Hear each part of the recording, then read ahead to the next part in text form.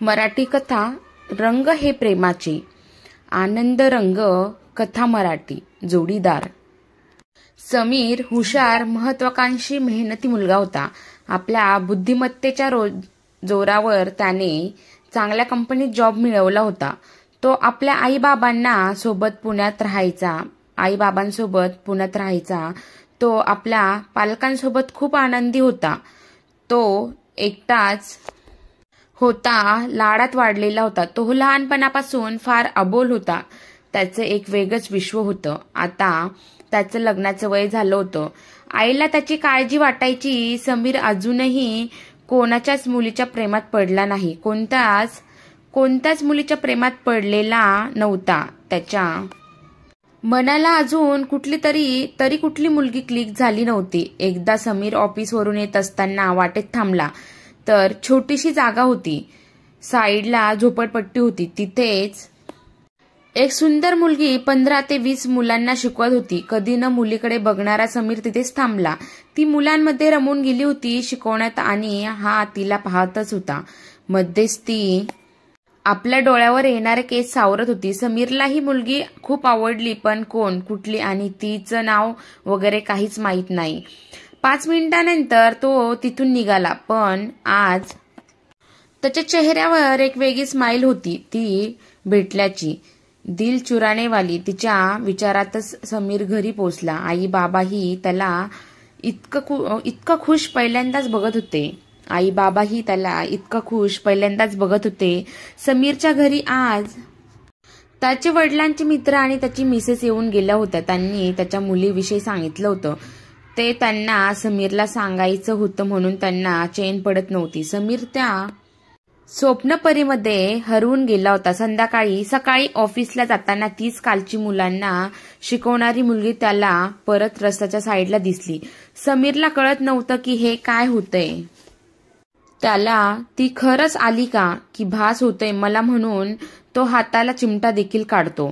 त्याने गाडीची काच खाली केली तर खरंच ती समोर एका आजींना काहीतरी भरत होती। त्या आजींशी बोलताना, त्यांना भरवताना दोघींच्या चेहऱ्यावरील आनंदाने समीर भारावून जातो। ती मात्र त्या आजींना स्माईल करून निघून गेली। समीरही त्याच्या ऑफिसला निघून गेला। तो आज खूप कामात बिझी होता, पण संध्याकाळी जेव्हा तो ऑफिसमधून निघतो तेव्हा आपोआप त्याची पावले तिकडे वळतात। आजही ती मुलगी आली असेल का मुलांना शिकवायला, तर ती त्याला आजही तिथेच मुलांना शिकवताना दिसली। तिला पाहिल्यावर दिवसभर कामाचा थकवा दूर पळून गेला। समीर तिला बघितल्यावर छान वाटत होतं। समीरला माहित नाही तिच्यात अशी काय जादू होती, पण ती सर्वांच्या चेहऱ्यावरचं आनंदाचं कारण होती, जे समीरने तिला पाहिलं होतं।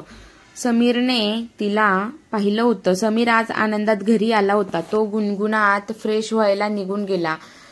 समीरच्या आईने त्याच्या बाबांना सांगितलं की आपण आज प्रकाश भाऊजींची मुलगी चांगली संस्कारी आणि शिकलेली आहे, चांगली त्याला सांगून टाकू।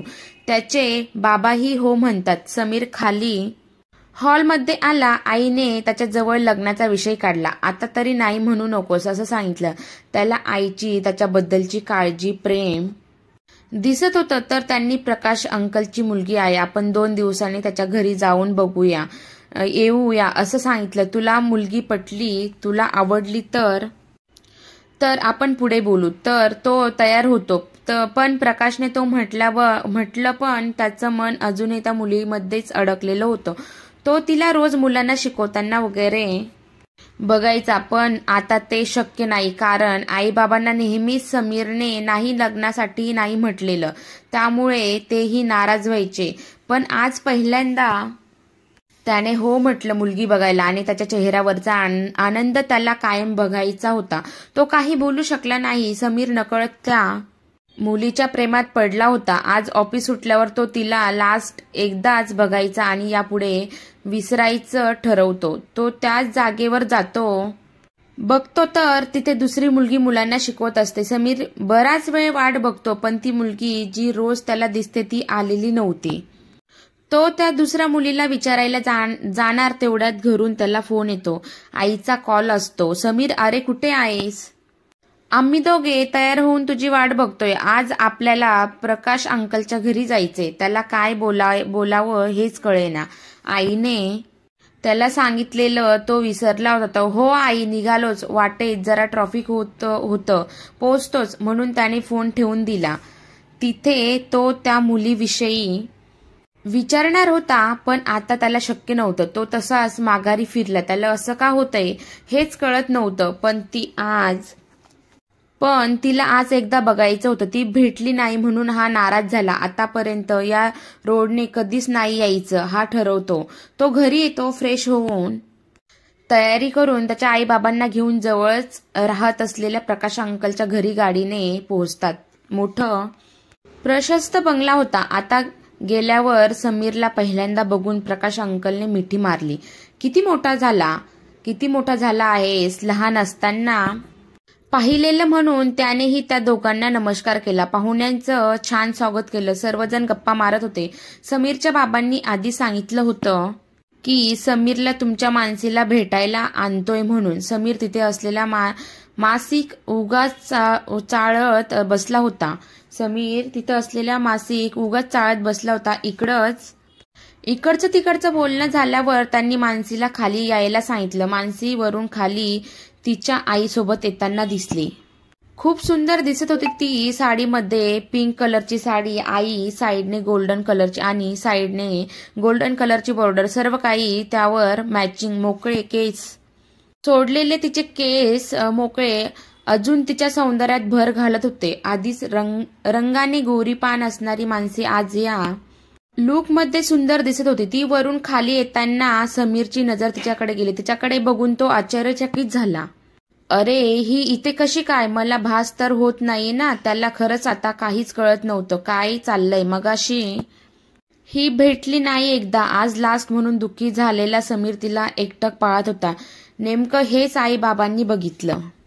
त्यांना समीरच्या नजरेतून दिसलं होतं की याला मानसी आवडली म्हणून. मानसी समोर आल्यावर तिने त्याच्या आईबाबांना भेटली, त्याच्याशी बोलली. त्यांना खूप छान वाटलं. तिचा स्वभाव त्यांना आवडला. समीरला तर मनातून खूप आनंद झालेला होता. समीरला आणि मानसीला दोघांना एकमेकांसोबत बोलण्यासाठी बाहेर पाठवलं. तेव्हा दोघांनाही काय बोलू नी काही नाही समजत नव्हतं. समीरने तिच्या मनाची अवस्था ओळखली. त्यानेच तिला तुम्ही तिथे मुलांना शिकवता का विचारलं. त्याने असं विचारलं म्हणून तिलाही आश्चर्य वाटलं. हो, मी मानसी शाळेत शिक्षिका आहे आणि या मुलांना शाळेत यायला जमत नाही, तर अशांना संध्याकाळी मी तिथे जाऊन शिकवते. पण तिने तुम्ही कधी मला पाहिलं असं विचारलं असता समीरने सगळं त्याच्या मनातलं तिच्या समोर व्यक्त केलं. त्याचा हा प्रामाणिकपणा आणि स्वभाव मानसीला खूप आवडला. समीरनेही मानसीचं ती करत असलेल्या कामाबद्दल तिचं खूप कौतुक केलं आणि तिला लग्नासाठी होकार दिला. तिनेही त्याला होकार दिला. त्यांच्या दोघांच्या निर्णयाने दोन्ही कुटुंबांना खूप आनंद झाला. मानसीच्या येण्याने समीरच्या आयुष्याला बहार आली. सगळ्यांना आनंदाच्या रंगात न्हावून टाकणारी मानसी समीरच्या आयुष्यातही आनंद घेऊन आली. समीरच्या मनासारखं झालं होतं. तीही त्याच्या प्रेमाच्या रंगात न्हावून गेली होती. दोघांच्याही चेहऱ्यावर मनासारखा जोडीदार मिळाल्याचा आनंद दिसत होता, जो त्यांना एकत्र प्रेमाच्या धाग्यात बांधून ठेवणारा होता. आयुष्य हे चित्रासारखं आहे. मनासारखे रंग भरले की तो फुलपाखरांसारखा दिसतो.